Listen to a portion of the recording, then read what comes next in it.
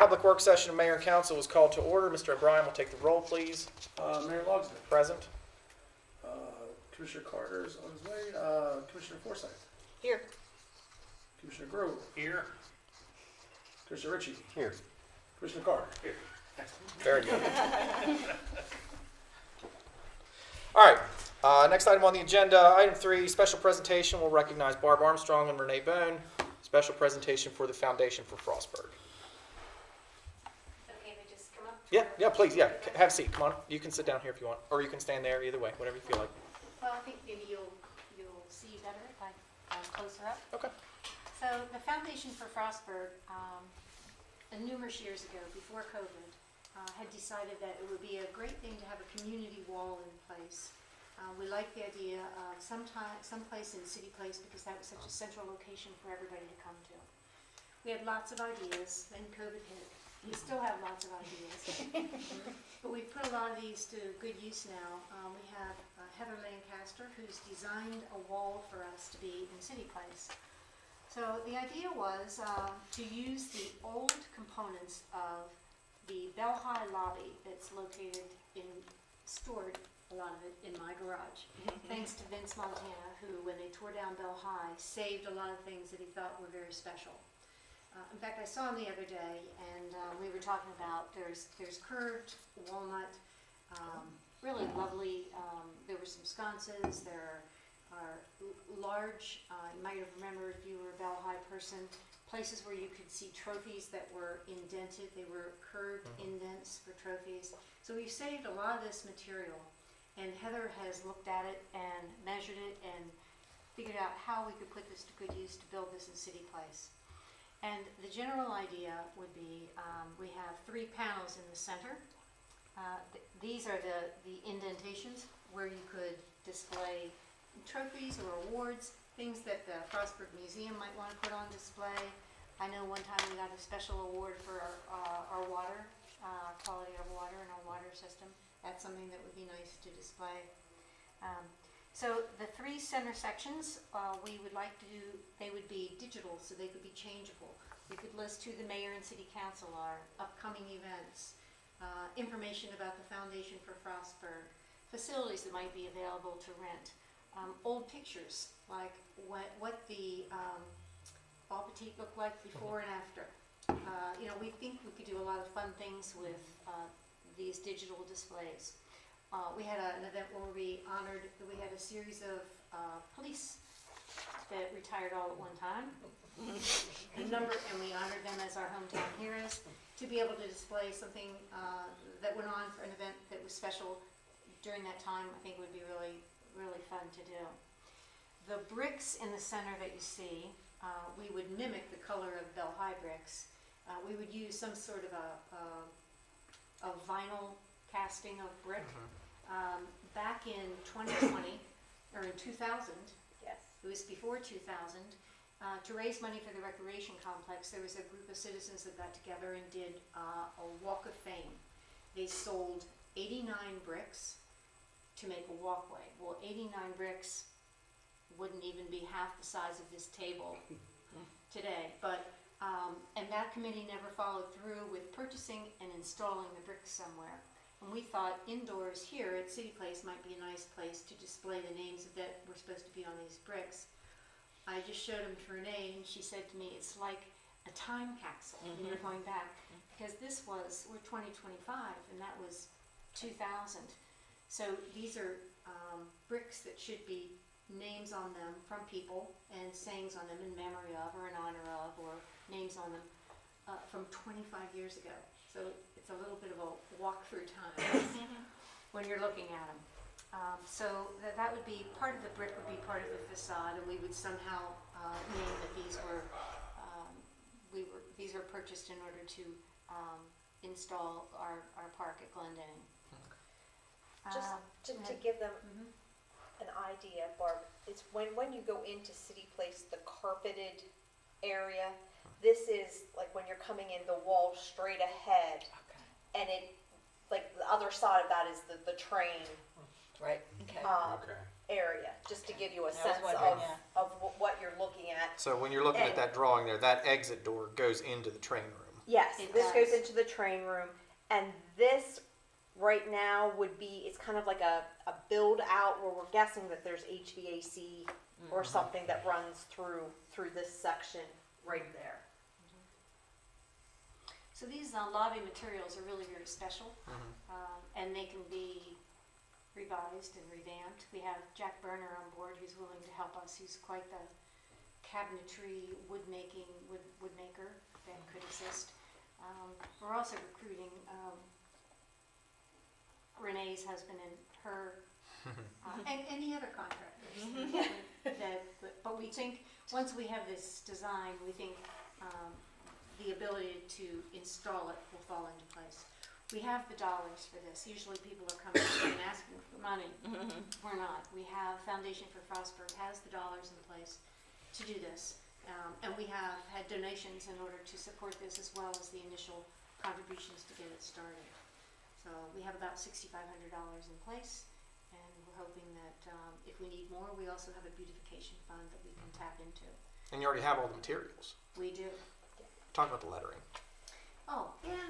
So across the top of Bell High School, it would say Frostburg, and at one point in time, it said Bell High School. So we have all those original letters. So these would all be the original letters that went across the school that said Frostburg when you first come into town. So they're also up in our attic. So it is a little bit hard to tell on here, but with this design, Heather has planned where it kind of, the door will sort of be incorporated, that whether it has like sort of a wooden overlay to go over it or even just painted so it blends in with the rest of this. These are the sconces that we're hoping that are currently at the museum that came out of the lobby that they will donate to the cause. And there's sort of a cap that sits on top of this, I mean, because this area will be built out slightly, that the cap sits on top of that. That's this part down here. You That's can the see top shape view. of it. Yeah. Yes, so you can see that it will come out a little bit of particular interest, I guess, in coordinating this with the city is any access that you need to come through the design for like electrical outlets or things like that to make sure everything stays to code and what you need to be. But more or less just wanted to show you guys the design, make sure that it looks good to you, and we can move forward. We're thinking, I think Barb had touched base with Brian just did. a little bit of like a downtime maybe over the winter to A be lot of able. this we're thinking can be prepped away from here and then brought in and installed. And we would look at the city place's schedule for rentals to make sure that we're not interfering with anything that's in place. And what would need to be curtailed would be just the carpeted room. The other room could still be available. That seems to be the room of choice for larger events. Yes. Those two things on either side, those are what you were talking about earlier, the curved.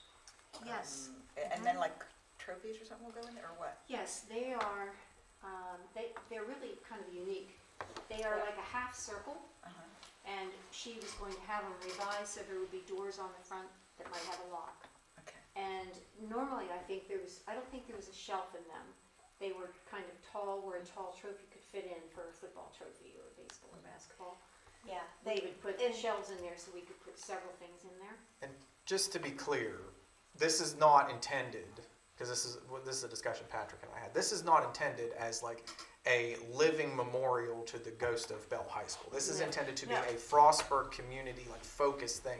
It just happens that we are using material that people are going to recognize. Like, oh, I remember that. Yeah. So this is intended Right. to be a community thing. So we would put awards there, like, you know, the water thing you mentioned. If or like- Hayden is willing to entrust it to you.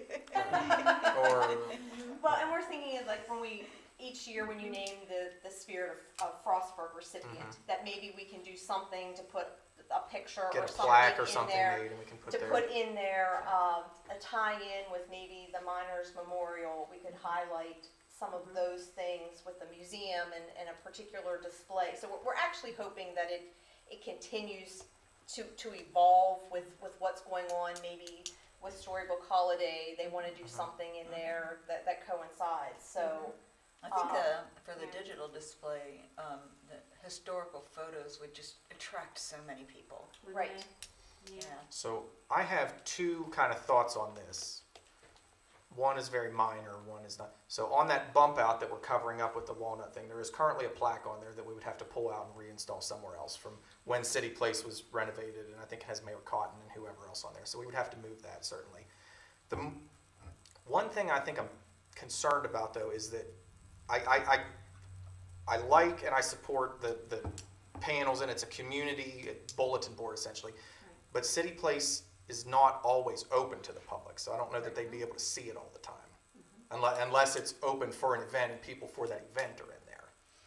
Well, the reason why we thought City Place might be the pick is because there isn't any other place Okay, that is community oriented like City Place is, that is even open any more than City Place is. Okay. Yeah, we couldn't think of another spot in town that we thought would be as good or better than this particular spot. Maybe the library or something like that, but even that has limited hours with limited people going in and out. sure. So this was, when we did our brainstorming, this is the spot that we thought would hit the most numbers of people, doing the most numbers of things in town. And it's something that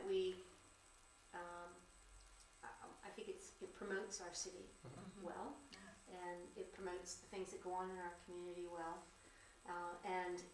We just to have it, even though City Place has its limitations on the times that it's open, just to have it is better than not having it at all. I mean, I do like it. I think it's a great idea, and you had me at we're not asking for money. So. Yeah, but actually what we are asking is to make an improvement to something that we don't even own, Sure. that the city of Frostburg owns. And we would stay in touch very closely as this goes along, because we'd be making an improvement to something that you all own, or that the city owns. So it's important that we do it the right way and that everybody is on board and likes the plan behind it. Well, there are a lot of days that it is open, for instance, farmer's market. We could have it open every Friday for farmer's market.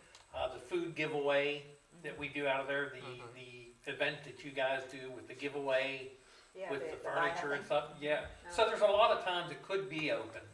Oh, I'm a neighbor. It's open a lot. Okay.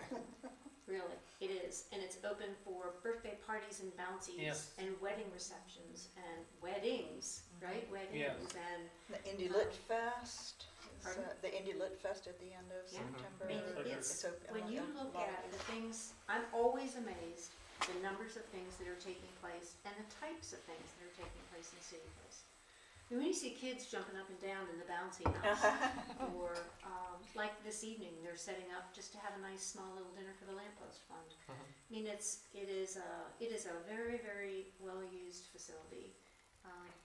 Now, a lot of people are the same ones that are going in and using it. You know, the same people are coming to farmers market on last Friday as probably the coming Friday, but that's just one example. So with the foundation group, felt like it was really a win-win, as long as it's done well and everybody that has an interest in it has had input and make sure that we've addressed everything that we need to address.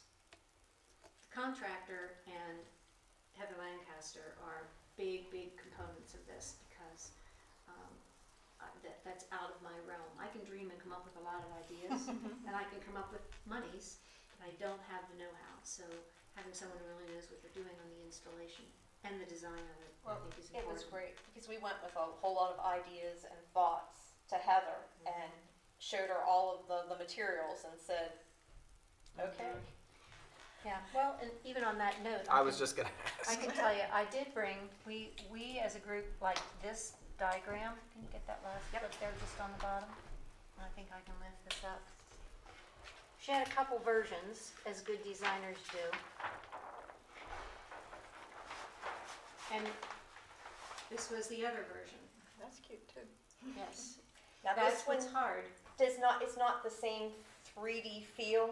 You don't have the cap, where this one is meant sort of to, the first one to go all the way to the ceiling and incorporate the entire wall. This one sort of ends before the door and much lower on the wall. And it does. So it's I like it. I see it's higher, but it doesn't make as much use of the curved walnut from the Right. Yeah. But we always are, and if there are aspects of this particular drawing that we like, we go back to Heather and say, let's combine both. Let's choose this, choose that, and she does another one. So, this one, the first one is the one that kind of what we like the idea. If you're thinking of reduce, reuse, recycle, this one is the one that you would probably choose. Best reuse of things. I also have 65 handrails, if anybody knows. 69. Anybody that needs, I said to I came out of Vince, school. why That Vince building's is 4 Can you stories imagine the high. gum on those handrails? I have the gun on the Oh my God. You don't have to happen to have the track and field records, do you? So I've always been looking for those. Yeah. I have the very Norm last DeRosa, little who you need to bulletin ask about board that. that has the honor roll, the names of the kids that be on the honor roll, the little white letters that get pushed into them. I have that. I have 3 podiums. I have, we have all those handrails. We have a lot of trim that went along with this. I have 14 doors. There were doors that went into the gymnasium on the right. There were doors that went into the auditorium on the left. There were ticket office doors. There were bathroom doors. So I have like 14 doors. They're probably heavy, solid oak doors too. I'd say. They are heavy. Yeah. The odd thing I is, have 2 things from the center floor. I have a bell and a Mountaineer from the gym floors. So, in looking for good homes for this it's much better to have them be used and appreciated and enjoyed than be in a shed in my garage or in the attic upstairs. So I spread the word. If you have ideas and thoughts of where they could be put to good use, that would be great. But I said, why handrails, Vince? And he said, when they were selling things at auction, somebody wanted all these handrails. And he thought to himself, these must have value because somebody wants them. So he saved them. If they're long handrails, sometimes, and if they're in one piece, They are. because sometimes handrails have to be pieced together. So yeah, I can see the value. And there were a lot of those towers. You have an up tower. Didn't you go up one side? You went up one side and down the Yeah, other side. yeah. Yep. Yeah. You're supposed to anyway. Yeah. So I have those are all what I have. And if you were caught in the wrong stairway, you went to Mr. Arnaud's office, and then you Yeah. never did it again. Yeah. I'll bet. So what are you looking for from us today? So I know you have to give us a little trust to do this, but we're looking for an approval from you all. The design would be appropriate, and for us to move forward, we could contract with the right contractors, come up with a timeline, maybe work with Brian Boat to make sure we've got the right section and times cordoned off and Sure, we'll yeah. be able to do the build. We can check back with you on a monthly basis to kind of give you an update, but basically we kind of want your blessing. and I know- guess to the point person for us to Yeah. coordinate everything through would be as well. Do you once we say go and we get in there and start working, do you have an idea of how long it's going to take? I do not. Okay, I do not. because we'll need to know how long that room has to be blocked off. Yes, and we can work with Jeff Berner and we can work with Jim Rowan and come up with a plan on what we think the timeline would be, or something like that. I do have a quick question. As far as the displays in the middle go, is there an expectation of who would be deciding what goes on that? Who would have changed that on some sort of regular basis? We have ideas of what we should be including, Okay. but we do not have a person that we could find someone from the Foundation for Frostburg in connection with the city that could make arrangements, or we could go in on a monthly basis and make the updates. We could have a pretty well planned out calendar of what we would like to change it to.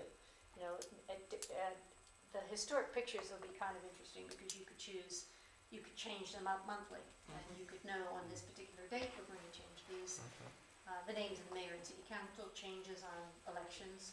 Some of it is fairly permanent in nature, where if someone wants to rent a facility, we could maybe list the facilities, and then this is how you go to frostburgcity.org, you know, something simple like that.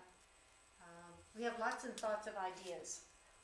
We have things for the foundation that we think are important too. Like we had a Roots campaign that has maybe 15 founders, and we would like to name them.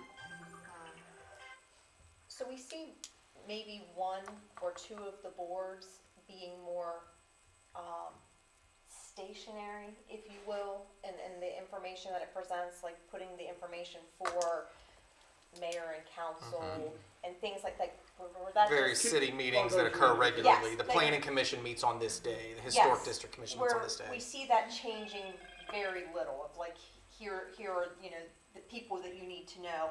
And then also like one for the foundation almost being that sort of stationary, if you will, and that we do need to name like the founders. But then the other one could be, Yeah, the larger one in the middle could be, have stuff that goes on there, yeah. yes, Or, could really awards, change. special awards. We had kind of made a little bit of a list of a lot of different things that you could do. So, part of the reason I ask is I know that there are a lot of events that happen in that room, so coming up with some policies about how that's utilized, because I know that if, perfect example, storybooks in there, you know, I could see them easily wanting to utilize those screens for what the event is. And so are we going to open that up to people? What does that mean? Because then those things, Right. one, the information's not getting out to the people that are coming in there. But then also, you know, are we essentially renting out those boards? Can businesses use it for marketing, things like that? Just some things to think about as we move forward. Absolutely, some guidelines. Yeah. Yeah. Yeah, history, city awards, council updates, the venues, like we just had the dog park, the splash, that might have been something kind of fun that you would display, that here it's coming. There are a series of awards, like the Seroptimus Club gives an award if we allow community groups like that to do something. The Lions Club gives awards. Elks Derby Day has a winner or two. We have our Frostburg Roots for the Spirit of Frostburg. So we have a lot of ideas.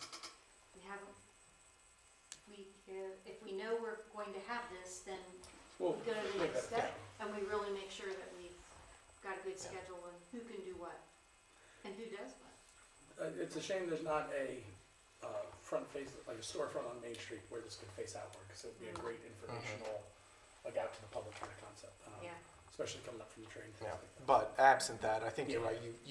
You're right whenever you said that this is probably the best you're going to be able to do in that situation. That there's no place really that's more accessible. No. You're right. I think Well, you're and right. I think, for example, even you have a brand new city hall here. So even someplace like this, you have less people coming in and out of your city hall here than you do using City Place. That's probably true. Or, and then the library, that's a whole different scenario about connecting up with the library. But once again, I think that's more limited. The numbers of people that are going in and out of the library would be less than the numbers of people that are using this particular space. I think you're right, yeah. Okay. All right. So if you have questions, you know how to get in touch with us, and we'll do our best to answer them. This was reduce, reuse, recycle. Nice. Love it. This was our bicentennial. Love it. Yeah. Is there anything further? Any questions or comments or anything further? That was a very big parade. I have a question. Yes. Did we look into community center for this? We Because they thought have like about- standard hours. We thought about it, but once again, we think there are more people using City Place and renting City Place than in the back of the community center. and that most of the group that's in that in and out during the day are just the seniors that go in for lunch and have a small activity. So we thought that the wide variety of people that use City Place might be a little broader than the variety of people that are in and out. And I guess it does have a little bit of visibility from the street. I mean, if you have to make the U-turn and go back down, like everybody does, you come down Water, Mechanic, and Broadway, you could see. I mean, you maybe couldn't read what it is, but you'd know that something's in there. Right. Well, I will tell you though that quite often, like when we were in there today to set up for the little lamppost event this evening, all of the shades are down. So you're really not looking in those windows Right, all that often. yeah. And when you're even walkers who are walking by, when the shades are down, you're not seeing into that room. I don't know where there would be, when I buy the old City Hall. You can have it today. Go get the keys. There would be large windows. Yeah. On the front of that, something like that, where you could have a display that could be more visible from the street, Face outward, yeah, that'd be. face that'd out. be wonderful. Don't hold your breath on that. Yeah, absent that, I think you're right. I think this is probably the best scenario. I've been in there recently. The old City Hall? There's not much to see. There is not. It was a quick trip, I'm sure. Well, it's a wonderful, wonderful space. It's really, really neat, because it's really two buildings, and you can see all the way back to the windows now that it's been completely gutted, but you have to step over. There have been pigeons that have been, Oh, yeah. they've moved in, and maybe a feral cat, I don't know, but you didn't want to be in there all that long when we were in there, so, yeah. But it could be something really incredible. Well, thank you guys. No, thank very you. much. Thank you. I love If you it. have ideas or questions, Attorney Surround, you know where we are, and there's certainly room to tweak and change and make it. We're only going to do it one time when you do this kind of a build, so we really want to make it what we want it to be. And I guess just for us, if you guys decide that, yep, this is a go, and I guess it's probably gonna be Hayden to take a look at it, just to make sure what you need for like outlets or anything like that, that it's to code, before we turn everybody loose on starting. Did you have a preferred contractor? We have, Jack Berner is sort of our carpenter extraordinaire to do the woodworking. My husband, I think, was gonna help Jack do the construction behind it. So we're licensed and insured, so to have Cool. the stuff, and if you more or less say, or if you wanna talk with him, he may even be able Yeah, to. I would just coordinate through him. Yeah, to say what's needed, so, but we wanna make sure it gives you what you need as well. Yeah, definitely. And the other thing is, we had asked about, and I actually think, Todd, you brought this up, is there's an exit sign there now, but that's not really an exit. Yeah, because it goes into another building. So do we need to keep the exit sign there, or can we just get rid of it? That's a question for either him or for the fire I believe that chief. sign Fire. says not an exit, so I do need to keep it. Oh, does it say not? I'll have to check, I can't Okay. remember. But I believe that the reason it's still there is because it says not an exit. Okay, So the instance that there was a fire, you know you're going into another building, not not out, outside. okay. There we go. Okay. I told you he was smarter than me. Yeah. So, Good. Well, thank you all Thank you so very, much. very Thank you. much Appreciate for it. your time. thank Yeah. you. Absolutely. All right. Moving on into new business. We'll call up, Patrick will call up Resolution 2025-43. Okay, so this resolution is a result from our conversations about some of the opioid litigation. And this approves our lawyer, Bruce Poole, the mayor, and myself to execute documents as needed to move forward with litigation based off of the council's suggestions. If there's any questions? Have we heard anything from the AG about whether they've approved the 70-30 split? Not officially approved. Okay. The last I checked, that they suggested it was most likely going to be the same. They expect it to be the same, but there hasn't been an official confirmation of that. So this resolution does mention that it is with that stipulation in mind that we would move forward with these. And the deadline for that's the 20th? 21st. 21st, okay. So, if this is approved today, we would give Bruce the authority to move forward with some of the things we had talked about. And Commissioner Forsythe. this is both for the Purdue Pharma and what they're calling the Group 8. Got it.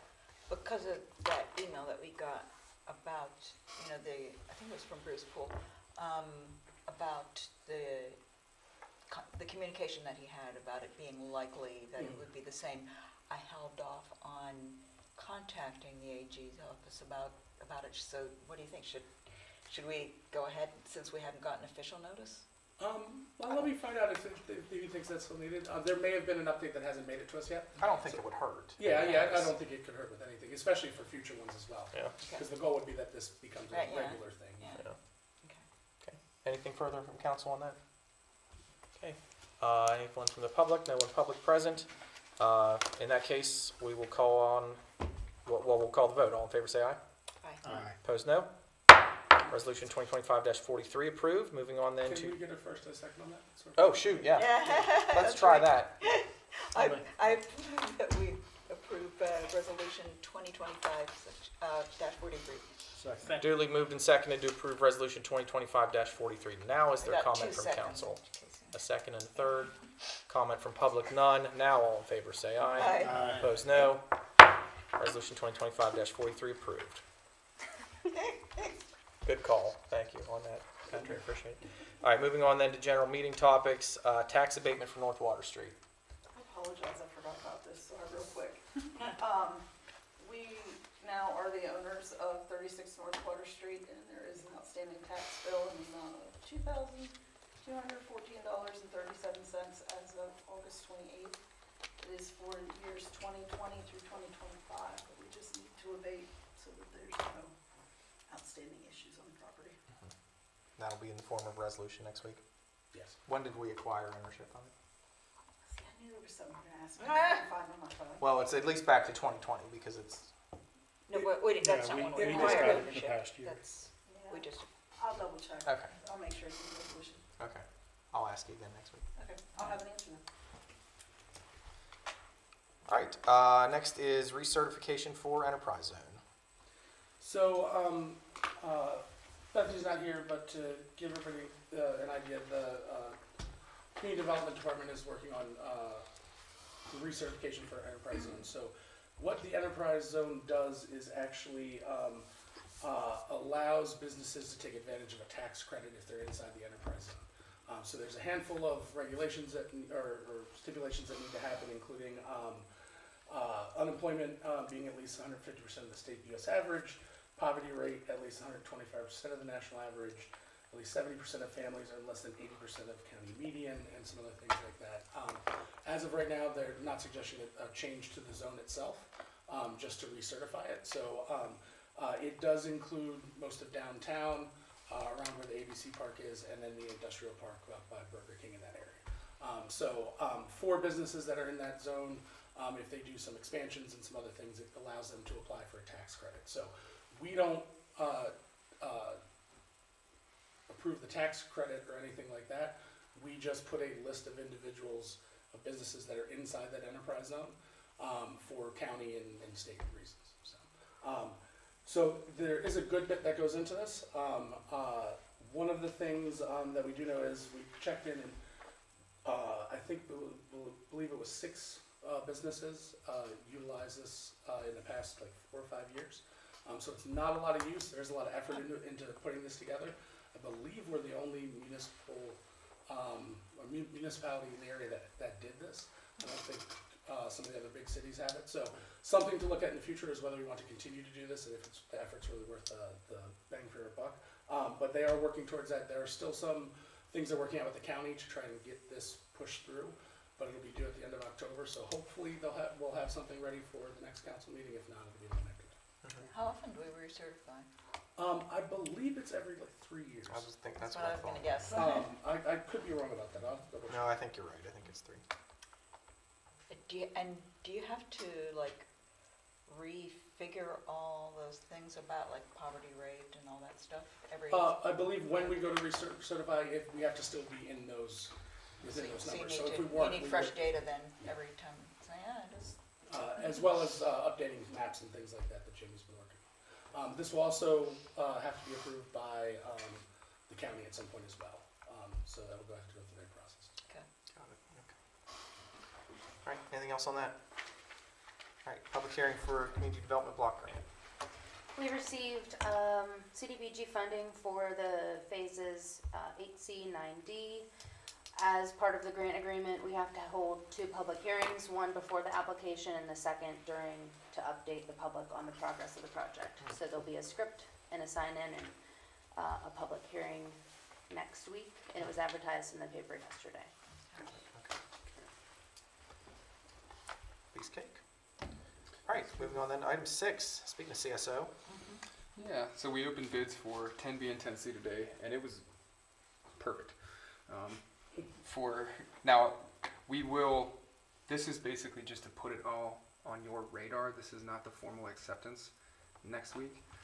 This is basically just so you guys know what the bids opened at. After this, I will give the contractors a tentative yes or no, depending on how you all feel about them. And then we go to bond council, bring these numbers to bond council, go through the approval process with bond council, while at the same time going to the state and saying, MDE, do you approve of these 2 bids? And then once we get that approval, I come back to you next month and say, hey, here's our bids. Can we get the formal council approval? And then we rock and roll from there. The loan and loan forgiveness portion of this makes it a little bit different to where we have to get the bond council ahead of time before we can formally accept stuff. But for 10B, the presumed winner or low bidder is Excavation Associates at $3,794,000. And then for 10C, which is the slightly smaller one, the presumed low bidder is Braddock Construction at $2,124,000. So those are actually slightly under the engineer's estimates, and we're under budget on both of them. So we're happy about that. We're not going to accept the ad alternates for these jobs, even though we're under budget, because if we accepted them, it would push us over budget. So we know how these projects go. There's inevitable change orders. So we'd rather just stay under budget now, give ourselves a little bit of a buffer. So that kind of hits item A and B there, to kind of walk you guys through the process of the bond council and the approval. It's going to be longer than normal. These projects will be longer than normal, but they're really the last big giant push for all of them. Of course, there's more CSO work to do, which we'll probably keep applying for the sake of the funding, but these are the last ones that the state really is kind of holding us to. Got it. So, Cool. yeah, exciting. All right. This one's not going to be as exciting. Or maybe it will, I don't know. Item 6C, overnight parking in city lots. Who's talking about this one? You? I'll start it off. So we did get a request for overnight parking in the lot outside of City Place. The one that when you turn down Water Street is right there on the left. For apartments that are above businesses nearby. Most of those apartments don't have overnight parking that's nearby. In the past, the city did allow some overnight parking on where our new parking lot is on Mechanic Street. In discussions with Parks and Rec and Street Department and some other individuals about plowing and some things like that, as well as Brian and Lydia about what happens with events at City Place. We don't think parking overnight in that parking lot is appropriate, mainly because there's a lot of events that happen. Overnight parking normally means that you're there for the day a little bit, so it could interfere with events. But we talked about potentially offering overnight parking in the new city lot. There was a permit process before. It was paid. Kevin, I believe you said it was every 6 months? Yes, and it was when we owned the lot above those lots. Yeah. Right. Then we traded that lot for the houses that were tore down to make the new lot. So our initial thought is to try this on essentially a trial basis, but we also talked about not actually selling permits because there will be times when we tell these individuals that they can't park there, to allow for plowing, to allow for special events and things like that. So it would allow those individuals to have some overnight parking on a more, Jesus Christ. Yeah, the wheels are gone. uh, That's the second one today. Careful, man. I didn't think it was that bad. so they would allow them to have some overnight parking nearby on a regular basis, but not necessarily assigning them a parking spot or anything like that, and it would be as available. How would, I mean, but it would have to be for designated people, because otherwise, you know, Right. everybody would be parking there. That's what I was just gonna say. They would still have to Yeah, come and get a permit from our us. deal with the police department was to have these people give us their registration on their vehicles, a phone number, and who they were, that if we had to have the cars moved, we would have all that information already at the police department. And then we would know what tag numbers were allowed to be there all night. We've turned down other people for this in the past. Yeah. We go We through open this up, and this is what it's gonna be again. We You do. know, I mean, other people are gonna come in, they're gonna ask for other parking spots here and there, and if And we you open already this do it up, for this one. Yeah. Yes. And the truth is, it's not gonna be enforced. The 2-hour parking's not enforced downtown. What makes us think that they're gonna enforce somebody moving their car at 8 o'clock in the morning? It isn't gonna happen. yeah, I mean, if we go down this road, it's gonna open up a lot of other things for us. And, I mean, that's, It's, and I mean, I'm a downtown owner of a parking, or of a building downtown that has apartments in it, and I have to find parking for my tenants. I mean, it's, I generally How it agree. is. I think it's, like you said, it's just gonna open it up. Well, you do it for this person, so you should do it for me. And then, okay, well, there's no parking lots left. Well, well, can I and just we've park on turned the other street? people down before. Can I just park on Main Street overnight? And then it's gonna be, And I wasn't sure about when we turned people down, if we had the lot up there or that ability. And again, this was just something to bring to your attention to see if it's something you wanted to do. We do know that actually having people pay for a parking space kind of makes them feel like they own that Own it, yeah. space, Yeah. that they're afforded that. So the goal would be, if we did something, it would be on a temporary basis, try it out, and would be something that we have more authority over because we wouldn't be. Where do they park right So, now? I don't know. That's part of the issue. I think sometimes they're parking on Main Street during the day or in the parking lot behind it during the day, but overnight, I don't know where they move their vehicles to. We need rooftop parking. Parking garage. Yeah. More money for stabilization before we do that. yeah. We need a little, I don't know if some of those routes can handle cars. yeah. No, I agree. I think if like you said, we already have a precedent of saying no to requests like this. So And that's I think we just stick with that. Yeah, I can foresee a bunch of problems. Yeah. You know, even if, I mean, people see people in that parking lot overnight, they think, oh, it's open for parking overnight, and before we know it, everybody's parking there overnight. Yeah, Yeah. and we can't plow the snow out of there, you know, we're gonna be, and the truth is, they'll be there all day and all night. Yeah, they'll just Yeah. camp out there.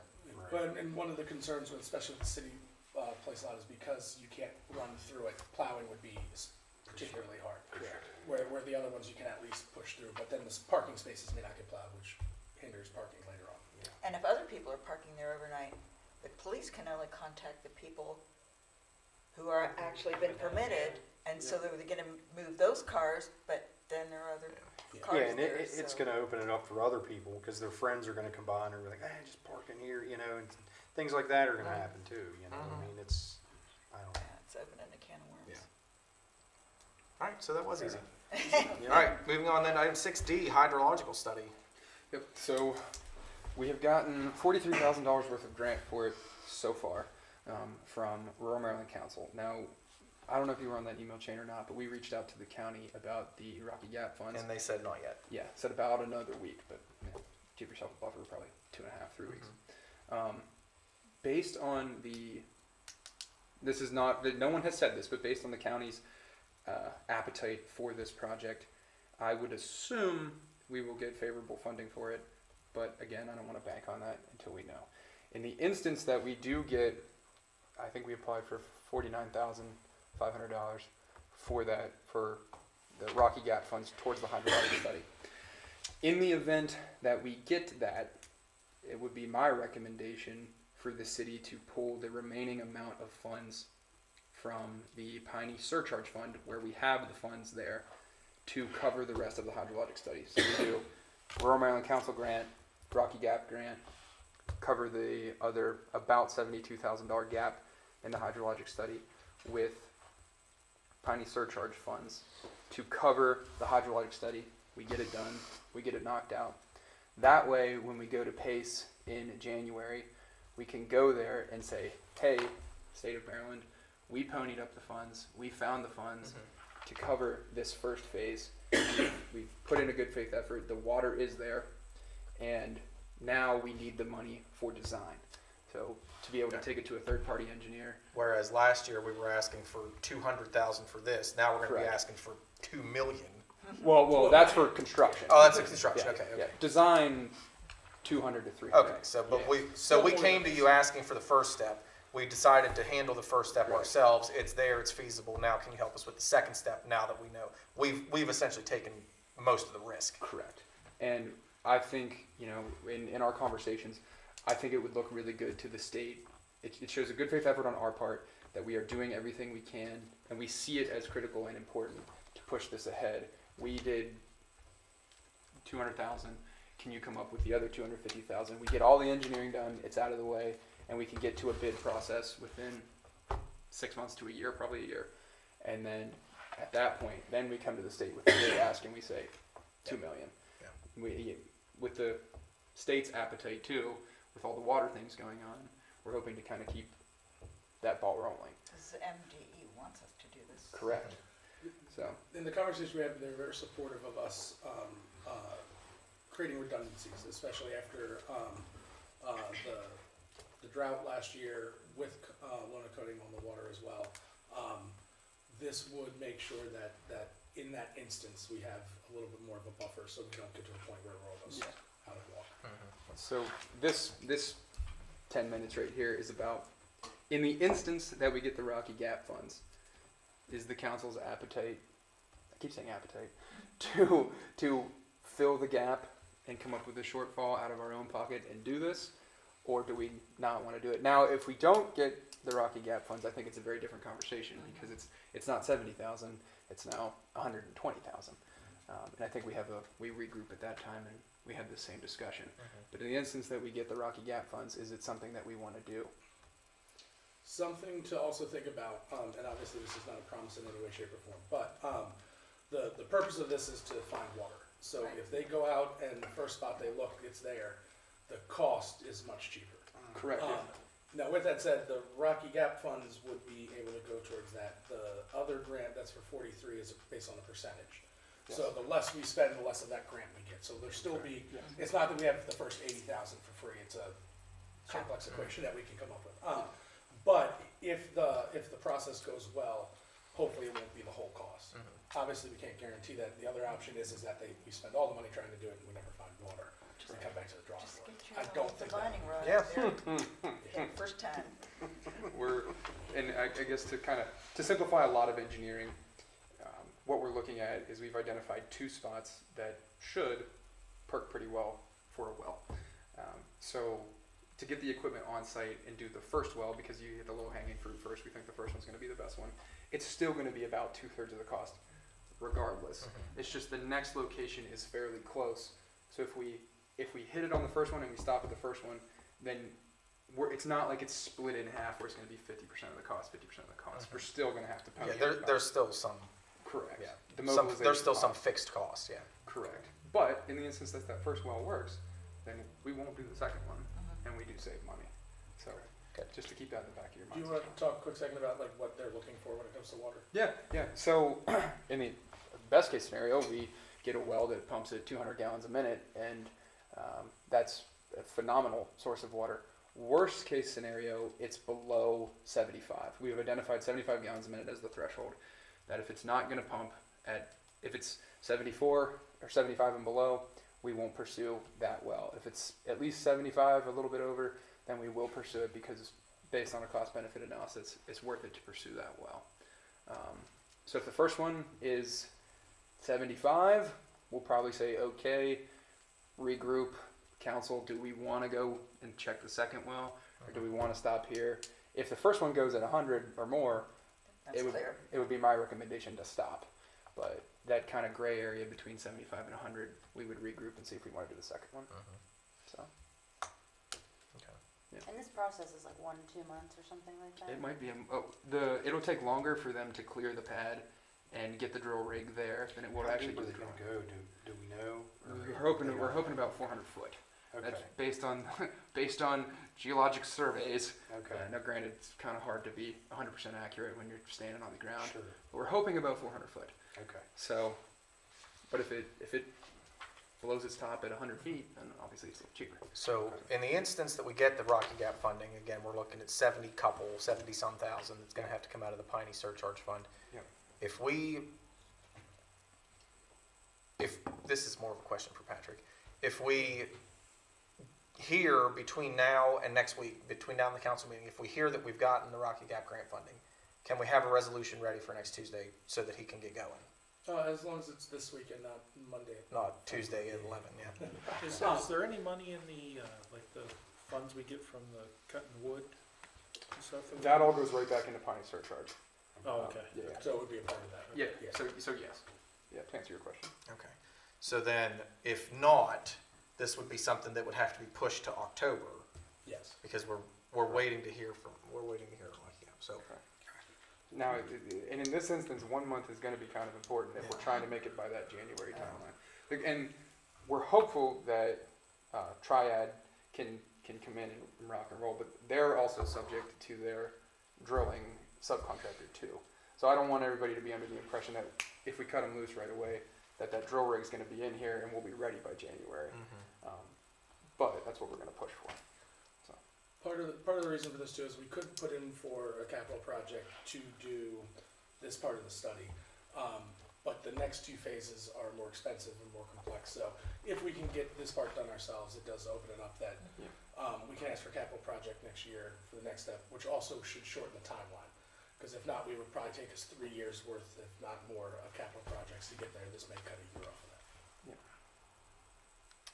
who makes the decision on the Rocky Gap stuff? Is it the commissioners? Is it? I believe it's kind of a panel. Okay. I believe the commissioners are the majority of the panel. Okay. And I don't want to be quoted No, I the wrong understand. way. Oh yeah, that's happened before. Yes, I believe it is the commissioners and maybe several other stakeholders involved with like economic development. But I think it's a panel of about 5, and I don't want to be held to that. Okay. So, but it's basically that group. Got it. Okay. Yeah. How far is it from the nearest road to the potential well site?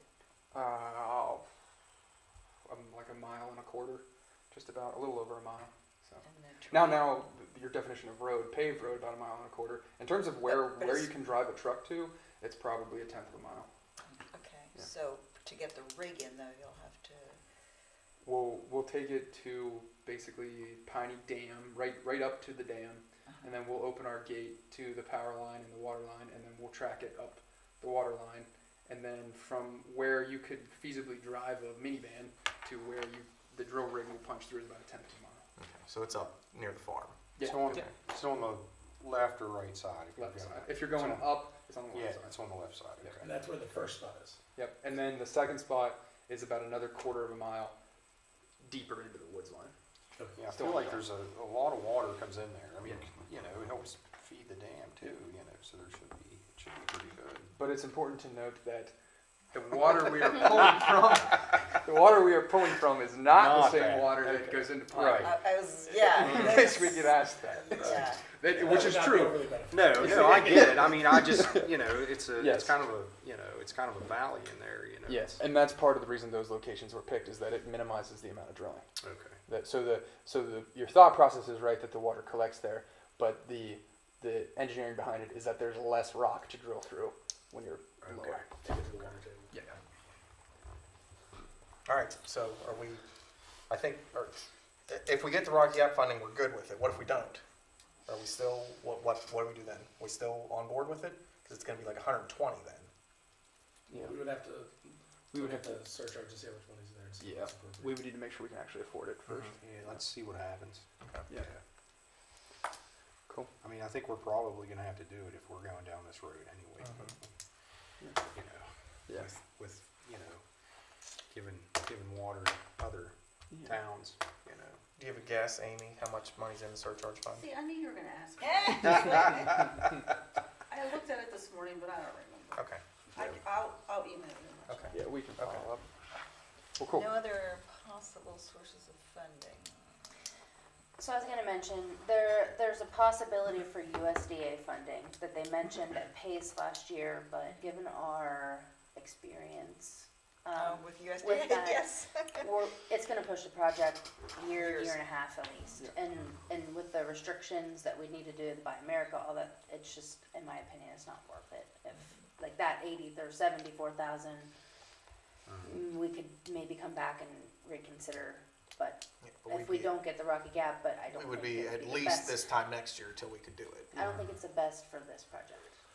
And that doesn't mean we couldn't potentially look at that for one of the parts further down the road. Yep. For the construction. We just have to start soon. Yep. Yeah, for construction, we might as well hit every grant agency we can. So, Because that's gonna be years. Good with that? Yeah. Yep. Yeah. All right, moving on then to FY27 water rates. So this is just more of a heads up, just to start putting it on everybody's radar. We have not adjusted water rates within the city and with the county for at least 4 years, I think we're up to. Sound right? And we had done a study at one point that suggested that to keep up with costs and things like that, we would probably have to do about 3% every year. So we are a little bit behind on that. We are gonna start having those conversations coming up. We're gonna be looking into the process of working with the county to negotiate those rates. We'll start having conversations internally about rates for inside the city when we go to do the next budget and those rates. There's also a couple other bulk sales of water we do to the university and some other places that we need to look into as well. So just want to start putting that on your radar. Last year especially, the cost for our water, because of, part of it was because we were in a drought, and as Hayden says, when you get to the bottom, the water's thicker, it needs more chemicals to clean. But cost of chemicals have gone up, cost of everything's going up all the time. So that conversation's just coming up. We want to kind of make you aware of that. If you have any questions or want any initial information about where we stand with that kind of stuff, please let me know. We'll make sure we'll provide that, but we'll start to have those conversations. Yeah, I mean, we did talk earlier this year during the budget process, we did kind of talk about that if we were going to hold the line next year, we probably weren't going to be able to hold the line, so. we'll have to- To give you an idea, I believe Cumberland last year, the year before, had to increase rates. I mean, I think it was 20% Yeah. to keep up with costs. I don't expect that of us have to be there in any way, shape, or form, but costs are going up, just to give you an idea. All right, next, item 6F. So two things I want to bring attention. We have two upcoming meetings that either need to be adjusted or potentially need to be adjusted. On October 14th, we have what should be, I believe, a work session meeting. It is the day that we're coming back from MML for those that are going. The MML schedule for that day does say that it ends at noon. So if everybody's comfortable still having the meeting at 4 o'clock, we can do that. I just want to check with everybody. Yeah, I don't see why not, yeah. Okay, I just want to make sure. Now, and then November 11th is Veterans Day. We have a meeting scheduled for that day as well. So that one would need to be moved, and I didn't know if you all wanted to move it to The city hall open that day? Okay. No, that was one of our holidays. So, is that one you want to move to Wednesday or Thursday, or I don't know? what you all- I would say Wednesday. Wednesday's Just do fine. Wednesday, Yeah. Would November 12th work for everybody? Wednesday's Okay. fine, yeah. So, I will get that out to everybody, but we will bump that meeting to November.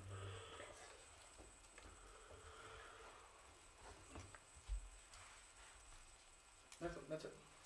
Do we, now with FSU having its homecoming parade, do we have, as a city council, any responsibilities for that? Other than being in it, I don't believe so. There's a committee that's been pulled together, Brian and myself are representing the city on it, as well as university athletics and some things like that. So the expectation, like other parades, if you all want to be engaged in it and have a float or a car or whatever it is, I would love to have you. But as far as I know, for the parade itself, as of yet, no. That may change. We meet on the 11th. It's what, October 2nd? Yeah. October 2nd. So I don't know that we picked like who's going to be doing any announcing, or if there's other items that are going to be tied to the parade. Specifically, I do know the university after the parade has their, what used to be pep rally. It's kind of a show of sorts now. I don't want to say talent show, but variety show kind of thing. So the parade is going to be going from after the parade. All the students are going to be heading that way. I don't know if it's something you all may want to attend and check out as well. So. One other item I just thought of that is not on the discussion thing. I brought it up a month or two, maybe 2 months ago, and I brought it up to Chief Costello. We're looking at future events. On October 31st, Friday, October 31st, Halloween, obviously, like we'll set trick or treat, whatever, but just as a heads up to everybody, Mountain Ridge has a home football game that night. Yeah, So one of the I heard things about that. Yeah, one of the things we Heard talked some about, complaints. I brought up either to you or Lydia or whoever back in the summer is maybe we think about putting trick or treat on a different night or not. I don't No, care. I'm not having this again. That's fine. That's why I'm bringing it up. 'Cause I'm the new Man, guy. we've So been that's why I'm down this bringing it path a up. long That's why I'm time. bringing it up because I'm the new guy. So I just Yeah. And one of the things we talked about, if we did do it, it would probably bump to Thursday, but that's also the Halloween parade and Yeah, trunk or so- treat. So it, Just, Yeah, keep, I'm- keep it where it's at. just leave Yeah. it. Okay, Yeah. that's fine. People just got so upset about us moving it around all the time. Right. That's We fine. decided, Because we tried to October move the 31st and Hell and High Saturdays Water. and, Okay. yeah. and let Mountain Ridge move its football. And that's fine. That's fine. I just wanted to put that out there. So Sorry, one of, Mountain Ridge. so one of the things that I already talked to Chief about this, it's going to be all hands on deck that night for the police department because they'll have a couple of guys at Yeah. the football game. They'll have people there. So Yeah. okay, cool. All right, Or the kids can just go in the stands and. that's fair. We can do that. We can do that. one more thing before we move on, because this came up recently. Dr. Alicia Rominsky with the university reached out to me. She was actually approached by MML to present at the MML conference on civility. So she is a part of the Choose Civility chapter that's part of the library, county library system. And they wanted kind of a viewpoint of higher education about civility to talk to some of the municipalities. She had reached out to me because we partnered together with a lot of programs on campus before I got here, and was curious if anybody from the city would be has any insights to what we think would be beneficial to kind of hear about civility and those types of things from her in her presentation, because she's kind of creating the presentation as she goes along. So not something I need necessarily right now if it's not something you know of, but if there is an aspect of civility and dialogue and conflict resolution or those types of things as it relates to cities and maybe public meetings and things like that that you would like to hear more about from her, please let me know and make sure I pass it on. So this is in preparation for her thing at MML. At MML, yeah, she's going to be one of the presentations in San Diego. So if we have any input for her for stuff Yeah, that in she the next can like week or so, as incorporate. she builds her presentation, she'd love to know more about how she might be able to help municipalities. Got it. Okay. I have her contact information, but if anybody else doesn't, they can just give it to you and you Yeah, can pass I'd it be on. happy to pass it on. All right, very good. Moving on then, pursuant to the Annotated Code of Maryland General Provisions Article, Section 3, subsection 305B1, which allows for closed session to discuss the appointment, employment, assignment, promotion, discipline, demotion, compensation, removal, resignation, or performance evaluation of appointees, employees, or officials over whom the body has jurisdiction, any other personnel matter which affects one or more specific individuals. A closed session is hereby needed to discuss multiple personnel matters, including a resignation and appointment of an interim staff member, reclassification, and salary adjustments. So I would entertain a motion on that behalf. I'll make a motion to move into closed session. Second? Duly moved and seconded to move into closed session. Is there any further comment on or discussion among council? Hearing none, all in favor say aye. Aye. All opposed, no. All right, the open session is concluded, and we move now to closed session. Thank you. Thank you.